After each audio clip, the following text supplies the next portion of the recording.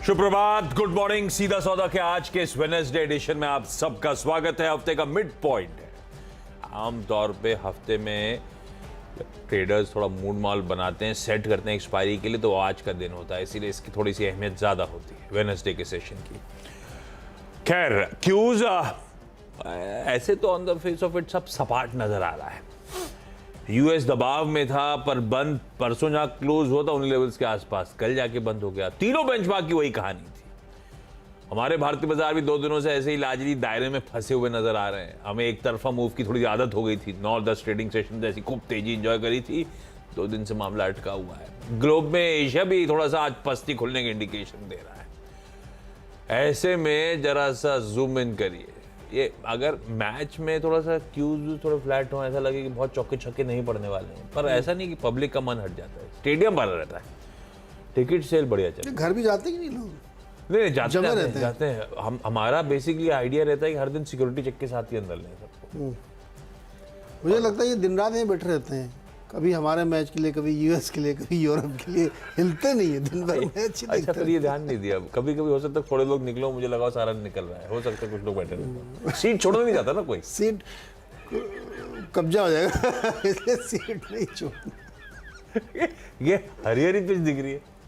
Pitch तो हरी है भाई। क्यूरेटर का काम ये है कि पिच ऐसी रखे कि पब्लिक एंटरटेन हो। चौके छक्के जब पड़ते तो एंटरटेनमेंट का क्वेश्चन बढ़ता है। हाँ। ये हरी पिच मूड बिगाड़ देती है। नहीं, हमारे जो ये लोग हैं, दर्शक लोग, हाँ।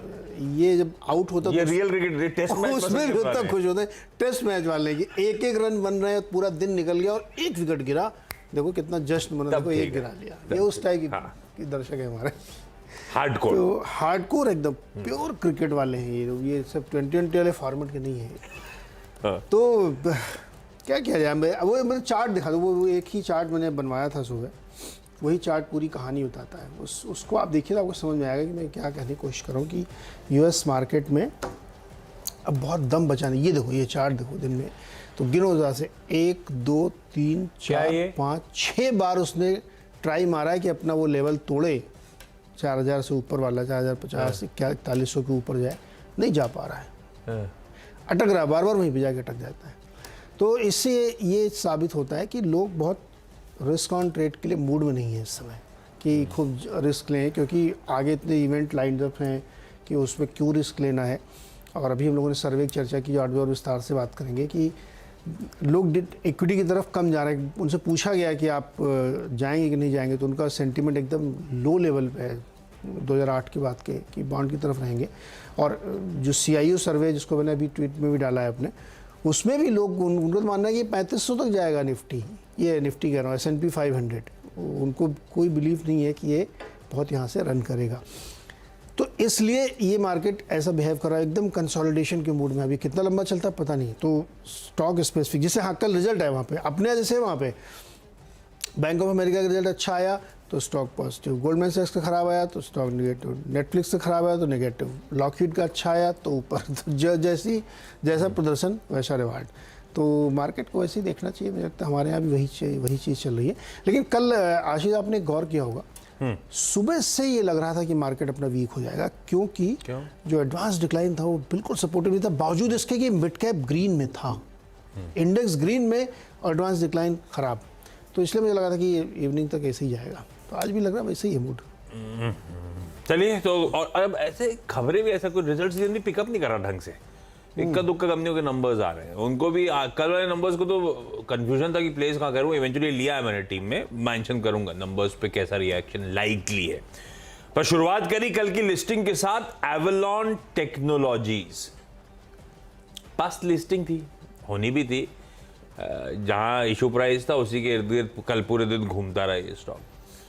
और वो वजह ये थी कि बहुत म्यूटेड रिस्पॉन्स था। मैं कल ही मेंशन कर रहा था, सिर्फ QIB ने कुछ सब्सक्राइब किया इसीलिए IPO स्केप थ्रू कर पाया, अदरवाइज HNI रिटेल का क्वेश्चन तो अंडर सब्सक्राइब था कल। लेकिन एवलॉन में लार्ज ट्रेड्स हुए, उसमें गोल्डमैन सैक्स ने लिस्टिंग के बाद खूब माल खरीदा है। 4,45,000 शेयर्स 408 पे पहले खरीदे, 408 रुपए पे। उसके बाद गोल्डमैन सैक्स फंड्स के गोल्डमैन सैक्स इंडिया इक्विटी पोर्टफोलियो ने भी खरीदा 3.5 लाख शेयर्स 412-413 पे वो खरीदे गए। कल ये क्लोज 397, 400 के नीचे हुआ है, पिटना शुरू हुआ था जब वो। तो मुझे लगता है एवलॉन को मैं ग्रीन लेता हूं आज इन लार्ज ट्रेड्स के चलते। लेकिन अभी क्या है कि पहले ही दिन लिस्टिंग का था, जिन्होंने मन नहीं बनाया होगा, हो सकता है कल नहीं बेचा हो दबाव में, वो आज बेचना है, क्योंकि अभी तो बहुत लोग सिर्फ जो लिस्टिंग पॉप के लिए वेट करते हैं वो निकलेंगे, तो हम सब वॉच आउट करेंगे कल। लेकिन गोल्डमैन ने जिस तरह से 2 आर्म्स के थ्रू बड़ी एग्रेसिव बाइंग करी, इसीलिए सिर्फ इसको मैं ग्रीन रखता हूं। लेकिन अभी टेक्निकल एडजस्टमेंट्स बचे हैं स्टॉक के। पिडिलाइट इंडस्ट्रीज को ग्रीन लेता हूं, अच्छी कंपनी, अच्छा पेडिग्री है, 85 के नीचे क्रूड चल रहा है। इसने कल बेसिक एडहेसिव्स यूएसए के कुछ सर्टेन एसेट्स को, अब सर्टेन एसेट्स मतलब दे वांट टू से कि टेक्नोलॉजी है, design, trademark, copyrights, domain name, trade dress वगैरह, कुछ सर्टेन एसेट्स एक्वायर कर लिए बेसिक एडहेसिव्स के।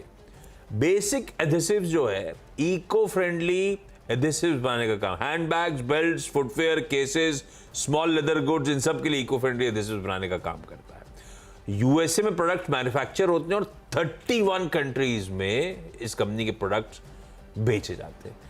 इंटरेस्टिंग सा है। पिडिलाइट अच्छी कंपनी थी, ग्रीन कर दिया। पिरामल फार्मा अगला स्टॉक है, बहुत पिटा हुआ है भाई साहब, डिसअपॉइंटिंग रहा है। दोनों ही पिरामल के आर्म जो लिस्टेड है, डीमर्जर के बाद से तो बहुत डिसअपॉइंटमेंट हुआ है। खैर ग्रीन इसलिए ले रहा हूं कि एक यूएस एफडीए की इमरजेंसी इंस्पेक्शन रिपोर्ट EIR आया है इनकी सिल्वर्सविले यूएसए की मैन्युफैक्चरिंग फैसिलिटी के लिए। इसमें इंस्पेक्शन रिपोर्ट इधर पॉजिटिव हो सकती है, मतलब जो इंस्पेक्शन उसकी रिपोर्ट है, इसको पॉजिटिव नेगेटिव नहीं लेना चाहिए, बट जो रिलीज आगे जाके कहती है inspection has been successfully closed, यानी कि कोई पेंडिंग ऑब्जर्वेशन वगैरह नहीं है, आपत्तियां नहीं है, ऐसा लग रहा है पढ़ के। पिरामल फार्मा को इसीलिए मैंने ग्रीन रखा है। तो तीनों ग्रीन है, एवलॉन, पिडिलाइट और पिरामल फार्मा। ओके तो अच्छा, हमारी तो कल लाइफ बड़ी आसान हो गई थी जैसे वो खबर आई विंडफॉल वाली। हाँ, जो मैंने कहा ये दो जीरो से वापस बढ़ के आ गया, फिर बढ़ा दिया 6.5 6,400 रुपये पर टन का विंडफॉल टैक्स लगा दिया इन्होंने कच्चे तेल के उत्पादन पर। तो अपनी बेचारी 2 ही 3 कंपनियां हैं जहां पे इसका असर देखने को मिलता। अभी मुक्ति मिली थी कि फिर से लगा दिया इन्होंने। ONGC, OIL और HOEC को रखा है। देखिए इससे क्या होता है ना कि बार बार अगर आप इस तरह से करें तो इन्वेस्टर सेंटिमेंट बहुत ख़राब होता है। ONGC ने बहुत लंबे समय तक सस्टेन किया है अपने आप को 150 रुपये के आसपास, नहीं वहाँ से नहीं गिरा। लेकिन ये अनसर्टेनिटी जो है, आप एक बार लगाओ, एक बार हटाओ, एक बार लगाओ, ये जो 15-15 दिन में रिव्यू कर रहे हैं, क्रूड में इतना मूवमेंट नहीं हो रहा जितना यहाँ हमारे यहाँ मूवमेंट होता रहता है। मुझे लगता है ये मार्केट को पसंद नहीं आएगा, इसलिए ये तीनों स्टॉक्स मैंने रेड में रखे हैं। क्योंकि HOEC छोटा, बहुत छोटा प्लेयर है, उसमें बहुत ज़्यादा असर नहीं है। OIL भी बहुत बड़ा प्लेयर नहीं है, लेकिन लगना तो है ही है। अब आप चाहे इतने बड़े प्लेयर हो, आप 1 लीटर भी निकालेंगे तब भी उस पर लग जाएगा। तो इसलिए हमको लगता है कि ये तीनों स्टॉक्स रेड में ट्रेड करनी चाहिए, क्योंकि 6,400 रुपये पर टन काफ़ी बड़ी रकम है। ओके, जाइडस लाइफ साइंसेस, हालांकि बहुत छोटी सी खबर थी, स्टॉक मूव दिखाने लगा है। बहुत डिसअपॉइंट किया था जाइडस ने। वो मुझे याद है पैंडेमिक के समय बेचारों की दवा आने में इतना, इंजेक्शन आने में इतना टाइम लग गया, वैक्सीन, तब तक सारी कहानी खत्म, स्टॉक सल्क कर रहा था। लेकिन आप देखिए लगातार NDA अप्रूवल्स, फाइनल अप्रूवल्स मिलते ही चले जा रहे, झड़ी लगी हुई है। और इसीलिए स्टॉक भी बहुत मूव कर रहा है। ये स्टॉक अपने हाईज के आसपास, ईयर हाईज के आसपास आके खड़ा हुआ, ये ध्यान रखिएगा। तो सिर्फ ग्रीन रख रहा हूं, आप लोग वॉच आउट करिए। कल भी 2-2.5%, 3% के आसपास उछला है। इस कंपनी को US FDA से इसकी एक एस्ट्राडॉयल ट्रांसडर्मल सिस्टम के लिए फाइनल अप्रूवल मिला है। ये जो फॉर्मुलेशन है ये अपनी मोरैया अहमदाबाद की मैन्युफैक्चरिंग फैसिलिटी में बनाएंगे। हालांकि US में बहुत छोटा सा बाजार है, शायद $2 मिलियन के आसपास का मार्केट है, पर वो झड़ी जो लगी हुई है ना, उससे सेंटिमेंट्स इंप्रूव हो रहे हैं। नॉट नेसेसरली आज, लेकिन इस स्टॉक को रडार पे रखना चाहिए। 2 राइस एक्सपोर्टर्स कह लीजिए, राइस के ब्रांड्स को जो ओन करती है कंपनी, वो कह लीजिए, मिलर्स कह लीजिए, जो कहना है कह लीजिए, LT फूड्स और KRBL को रखा। दोनों को ग्रीन लेके चल रहा था। दरअसल आज सुबह एक बड़ी इंटरेस्टिंग रिपोर्ट पढ़ रहा था। अपडेट्स ये हैं कि 2 दशकों में, पिछले 20 साल में सबसे तगड़ी ग्लोबल राइस शॉर्टेज की हम इस साल तैयारी कर रहे हैं। क्यों? ये फिच सॉल्यूशंस की रिपोर्ट कहती है। और ये इस तरह का मैसिव शॉर्टफॉल क्यों? 2 रीजंस है। नहीं, ऐसा नहीं हम ज्यादा खा रहे हैं, हम ज्यादा एशिया पैसिफिक तो खैर खाते ही ज्यादा है। 90% चावल दुनिया भर का एशिया पैसिफिक रीजन में खाया जाता है। मुझे तो अच्छा भी लगता है। ये नहीं खाते रोटी वाले, मैं चावल वाला हूँ। हाँ, मुझे पता है। क्यों शॉर्टफॉल आ रहा है? एक तो यूक्रेन का ऑनगोइंग क्राइसिस, ऑनगोइंग वॉर। दूसरा, weather related issues. 2 prominent rice producing economies, China और पाकिस्तान। तो उसके चलते बहुत तगड़ा स्ट्रेन्ड सप्लाई है और इसीलिए वो दिक्कतें आ रही हैं सप्लाई को, और शायद प्राइसेस और एस्केलेट करे। ये 2 दशकों बाद इस तरह का जो ग्लोबल शॉर्टफॉल की सिनेरियो बनता ही चले जा रहा है। इसलिए रख रहा हूं दोनों को रडार पे। अब इसका नॉट नेसेसरली कोई इमीडिएट इंपैक्ट हो, सिर्फ रडार पे रखते हैं। खबर इंटरेस्टिंग है, देखते हैं आज बिहेवियर इन राइस कंपनीज का। 2 ही रखे, चाहता तो और रखता, फिर मैंने कहा पता नहीं, क्योंकि कोई इमीडिएट ट्रिगर तो दिख नहीं रहा था, इसलिए ज्यादा नहीं रखे। 2 ही एक्सपोजर रख रहा हूँ, दोनों ग्रीन लेके चलता। अच्छा, अगले तो मेरे ग्रीन है, वो भी ऑयल की थ्योरी पे ही है। चेन्नई पेट्रो और MRPL। एक खबर और थी उसी विंडफॉल वाले के साथ कि जो डीजल है उस पर इन्होंने ड्यूटी हटा दी है। तो देखिए, एक्सपोर्ट तो हो नहीं पाता एक्चुअली, सच्चाई बात तो ये है, लेकिन थोड़ा बहुत होता भी है तो उससे सेंटिमेंट इम्पैक्ट होता है कि प्राइसिंग आपको बहुत अच्छी मिलती है। फिर इसका बिगेस्ट बेनिफिशियरी रिलायंस होगा, लेकिन उसको हम लोग लेते नहीं है। तो चेन्नई पेट्रो और MRPL इसीलिए हमने रखा है क्योंकि ये दोनों ही खाली फिनिश प्रोडक्ट बनाने वाली रिफाइनरीज हैं। हालांकि एक मैं आपको यहाँ पे कैवियट ये दे दूँ कि ग्लोबली रिफाइनर्स के मार्जिन बहुत बुरी तरीके से कमज़ोर पड़ रहे हैं बिकॉज ऑफ डिमांड। तो वो खैर बिग पिक्चर की स्टोरी है, लेकिन चेन्नई पेट्रो और MRPL ग्रीन में रखा है। प्रेस्टीज एस्टेट एक और स्टॉक, इसमें खबर आई कि इन्होंने 51% शेयर खरीदे हैं दशान्या टेक पार्क में 66 करोड़ रुपीज़ में। देखिए, ये जो साउथ की कंपनी ना, प्रेस्टीज, ब्रिगेड और एक और कौन सी होता है, पूर्वांकरा, इनमें से आप किसी से भी बात करिए तो सब में एक बड़ा कॉमन थ्रेड ये लोग बताते हैं कि इनके यहाँ की जो ग्रोथ है ना वो बहुत स्टीडी है। 5, 7, 8% की ग्रोथ कंटिन्यूस चलती है। वो ना बहुत ज़्यादा वहाँ पे मुंबई जैसा है कि एकदम से 20, 30, 40% के गेंस हो जाए फिर एकदम से गिर जाए, ऐसा वहाँ नहीं होता। तो वहाँ का मार्केट बहुत स्टीडी है और बहुत अच्छे से वहाँ कामकाज कर रहा है, प्राइसिंग भी बहुत अच्छी है। तो मुझे लगता है कि ये पॉजिटिव खबर है इनके लिए, तो इस पर ध्यान रखना चाहिए प्रेस्टीज स्टेट में, इसीलिए इसमें ग्रीन ट्रेड हो सकता है। ब्रेक ले लें, छोटा सा ब्रेक, और ब्रेक से लौट के आके अगले 4 स्टॉक्स।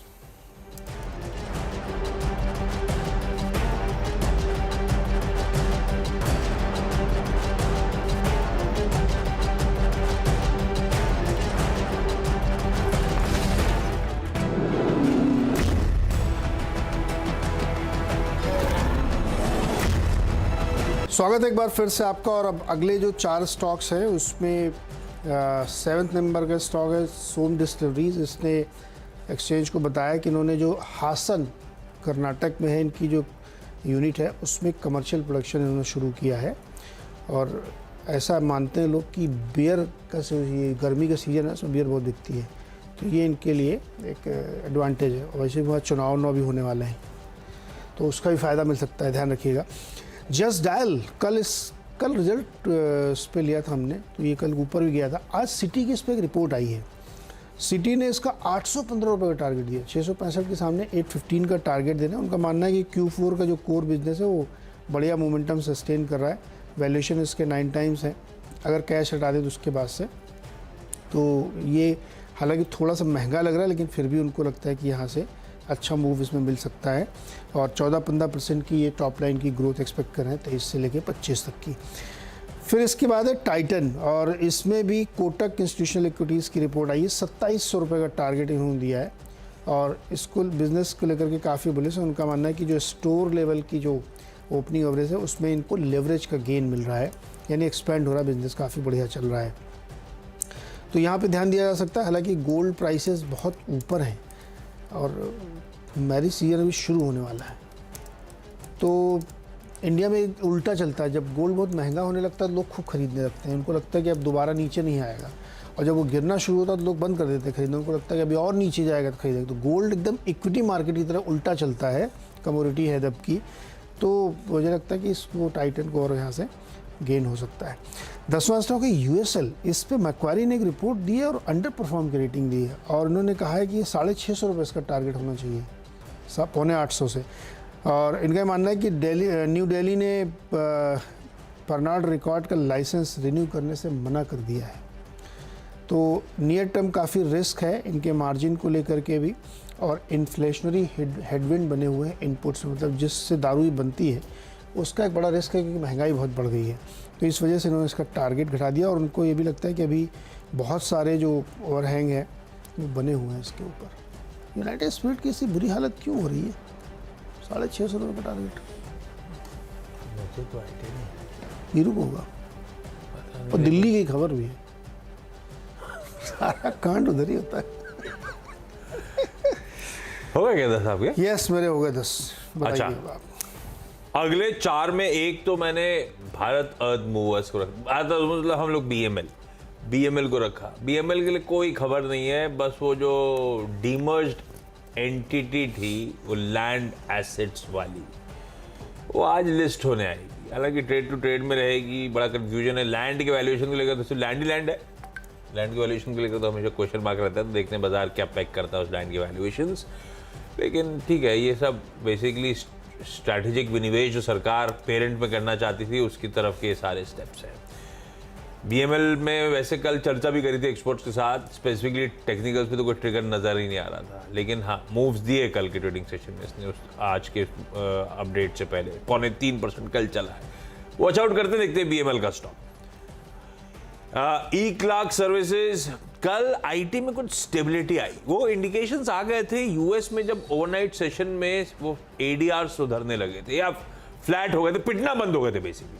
कोई इन्फोसिस, कोई विप्रो, कल चैनल पे बात भी हुई थी। और कल लार्जली आईटी स्टॉक्स थोड़े से स्टेबलाइज हुए, बैंक्स पस्त पड़ गए थे, आईटी स्टेबलाइज हुए कल के ट्रेडिंग सेशन में।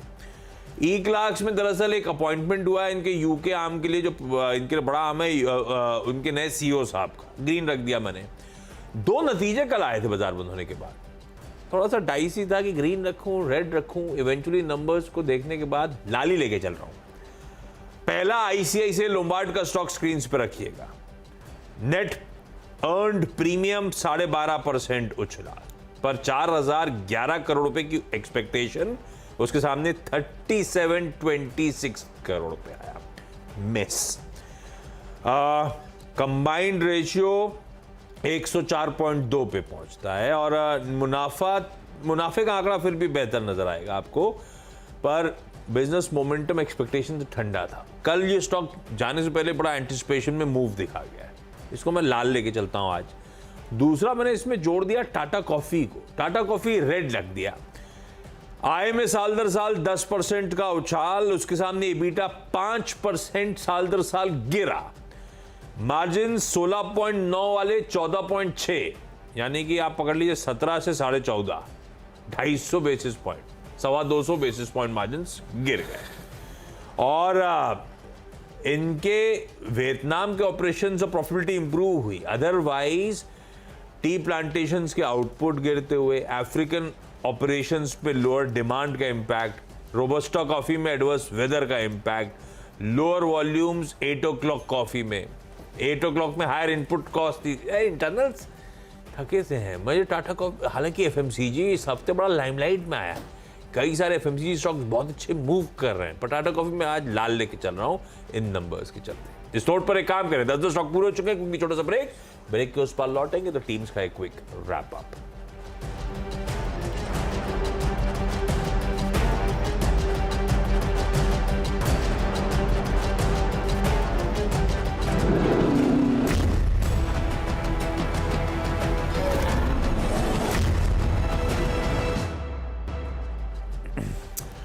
ब्रेक के बाद आपका स्वागत है क्विकली मेरी 10 की सीधा सौदा की टीम अब आप लोगों की स्क्रीन पर आएगी।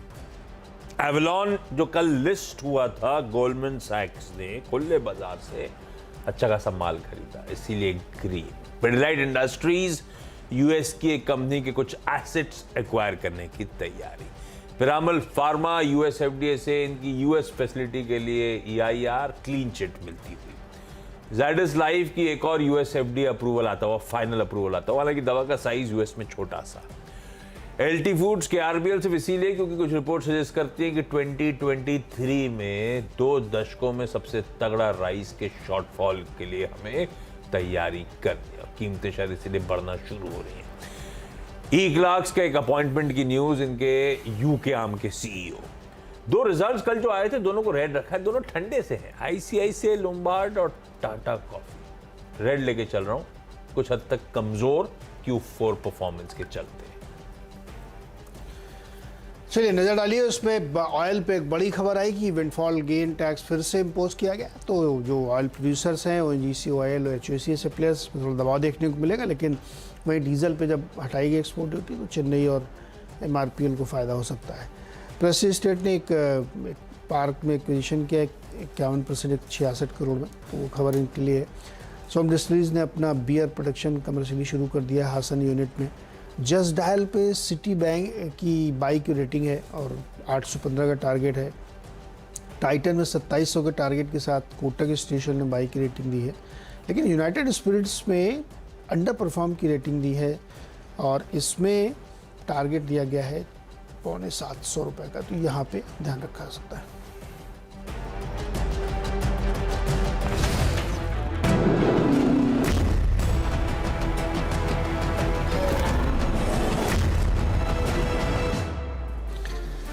चलिए मुनाफे की तैयारी की ओर बढ़ते हैं और इम्पॉर्टेंट डे है आज, क्योंकि यूएस से कोई बहुत वैसे क्यूज़ नहीं जो हमको बहुत मदद करें, और रादर वहाँ पे नेगेटिव क्यूज़ ही कहेंगे हम। और इंडियन मार्केट में धीरे धीरे नतीजों का सिलसिला पकड़ रहा है। कल का बाजार बड़ा इंपॉर्टेंट था। कल सुबह से ही ऐसा लग रहा था कि मतलब दिलचस्प बात है कि मिड कैप इंडेक्स ऊपर और एडवांस डिक्लाइन ख़राब। ये इस तरह की कई बार सिचुएशंस बनती हैं। आज देखते कैसे पैन आउट होता है। गुड मॉर्निंग अनुज, क्या लग रहा है मूड आज आपको? Good morning Neeraj ji, good morning आशीष। गुड मॉर्निंग साहब। वेल देखिए, आज glass half full glass half empty वाली बात है। डिपेंड करता है, आप अगर बुल है तो मार्केट अच्छा है, बेयर है तो मार्केट खराब है बेसिकली। मैं 2 डेटा पॉइंट्स के साथ शुरुआत करूंगा आज शो की। निफ्टी का ओपन और हाई 2 दिन से लगातार सेम रहा है। 17 अप्रैल को हम खुले 17,863 पर और वो हाई था 17,863। हालांकि हमने डिस्कस किया था कि वो फर्जी ओपन था, उसका कोई मतलब नहीं था, क्योंकि वो वहाँ पर कोई ट्रेड ले नहीं पाया होगा। वहाँ पे सिर्फ वो जो ट्विटर के धुरंधर है उन्होंने कहा होगा कि प्रॉफिट बुक कर लीजिए, वहाँ वो सुनने में अच्छा लगता है, लेकिन वहाँ पर ट्रेड नहीं हुई थी कोई। लेकिन कल ट्रेड हुई थी। कल हम गैप अप के साथ खुले थे और लेकिन वही गैप अप फिर हाई बन गया, तो गैप अप कुछ देर के लिए सस्टेन किया, फिर गिर गए हम। 17,766 कल का ओपन और 17,766 कल का हाई। ओपन हाई जो होता है वो मार्केट में एक तरीके का बेयरिश इंडिकेटर होता है, क्योंकि वो एक आपको बता रहा है कि आपने मार्केट खुलते ही शॉर्ट किया तो भी आपको पूरे दिन नुकसान नहीं हुआ, कुछ ना कुछ फायदा ही हुआ, अगर इवन इंटरडे रिकवरी आई तब भी। ये पहली चीज़। दूसरी चीज़, कल बना एक इनसाइड डे। इनसाइड डे क्या होता है? जिसमें आपका जो हाई और लो है वो प्रीवियस डे के हाई और लो के रेंज में रहे। और इसीलिए मैं एक चीज़ हमेशा कह रहा हूँ कि 17 अप्रैल का लो और हाई दोनों अब मार्केट के लिए एक बहुत इंपॉर्टेंट दिन बन गए हैं। क्यों? क्योंकि 17 अप्रैल का लो था 17,574, वो इवेंट ड्रिवन था। कल का लो उससे हाई। 17 अप्रैल का हाई इवन दो उसकी कोई वो हमने कहा फर्जी आया था, लेकिन फिर भी रिकॉर्ड पर तो है 17,863, ट्रेडिंग के हिसाब से इंपॉर्टेंट है। और कल का हाई था 17,766। तो ये इस सेंस में इंपॉर्टेंट है। और एक चीज़, क्योंकि ये इवेंट ड्रिवन हाई और लो था। वो इवेंट क्या था? इन्फोसिस का रिजल्ट, इतना बड़ा रिएक्शन मार्केट का, और HDFC बैंक का भी रिजल्ट था। तो उस हिसाब से मार्केट ने आपको 2 बड़ी रेंज दे दी है।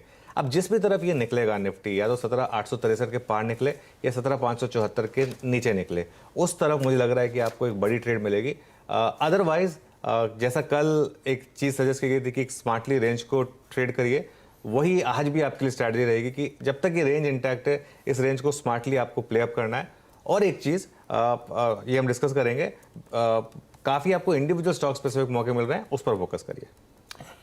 बढ़िया है। ये है 2 दिनों के बाजार में जो हो रहा है उसकी ब्यूटीफुल तस्वीर आपकी स्क्रीन्स पर।